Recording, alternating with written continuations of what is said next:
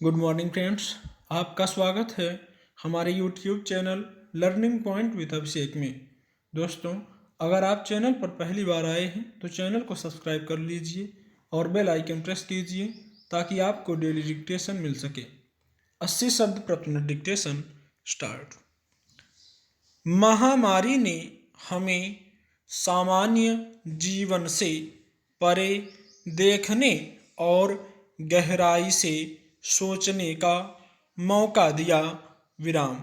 Corona काल ने हमें आत्मनिर्वासन के अकेलेपन में धकेल दिया और हमें सामान्य जीवन की उन तमाम नेमतों के बारे में फिर से सोचने और उनके प्रति कृतज्ञ होने का अवसर दिया, जिनके बारे में हम मानते रहे थे कि ये तो हमें सहज ही सुलभ हैं। विराम। इस बीमारी ने अकल्पनीय तरीके से जीवन शैली और जीवन की लय को बदल दिया। विराम। लोगों ने जिजीविषा, अनुकूलन और बढ़ते चले जाने के नए तरीके सीखे। विराम।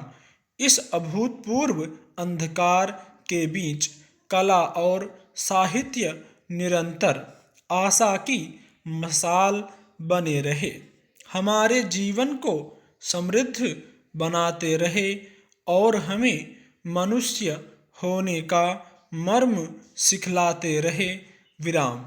साहित्य के संक्षेत्र के जरिए हम शब्दों के उस लालित्य को समझ पाते हैं जो न केवल हमारे अशांत मन को सुख देता है बल्कि समाज का भी दर्पण बनता है, ताकि हम विविध सांस्कृतिक मूल्यों और इनसे जुड़े इतिहास को समझ सकें, उन्हें अंगीकार कर सकें।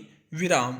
शब्दों की ताकत और जादू ने हमारे आकाश का, हमारे क्षितिज का विस्तार किया। विराम। पैरा। अर्जेंटीनियाई कथाकार, कवि और स्पेनिश भाषा के लेखक खोर्के लुइस बोर्खेस ने कहा है, लेखक मरते हैं तो पुस्तक बन जाते हैं। विराम। यह अवतार कुछ बुरा तो नहीं है। विराम।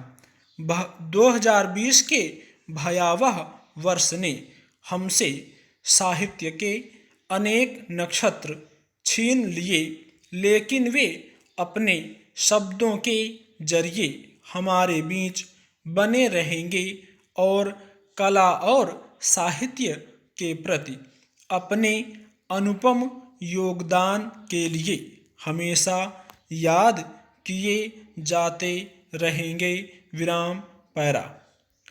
साहित्य समाज की सभी बुराइयों का रामबाण उपचार है और सीखने समझने का समर्थ साधन भी है। विराम। इस अंक में हमने भारतीय साहित्य की विविध विधाओं की विकास यात्रा से परिचित कराने का प्रयास किया है। विराम। आशा है यह आपके लिए अद्भुत साहित्यिक अनुभव रहेगा। विराम। भारतीय साहित्य में आकर्षक विविधता है और इसके विषयों, विचारों और शैलियों में अनेक परिवर्तन होते रहे हैं। विराम।